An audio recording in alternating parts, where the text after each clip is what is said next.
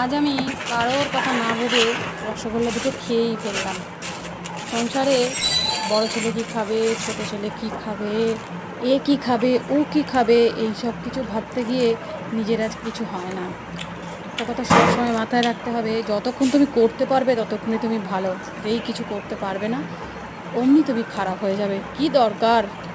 নিজের আত্মা যেটা চাইছে, নিজের মন যেটা চাইছে সেটাই করা উচিত। লোকের কথা অত ভেবে কি হবে? দূর, সবাই সমান।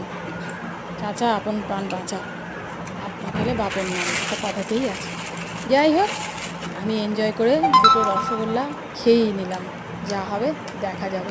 দূর, গুলি মারো, আগে খাও, তারপরে বাঁচো, তারপরে সংসারে খাটো। দরকার আছে মাঝে মাঝে এরম নিজের আত্মাকে শান্তি দেওয়া, মনকে শান্তি দেওয়ার দরকার আছে। কারোর কথা না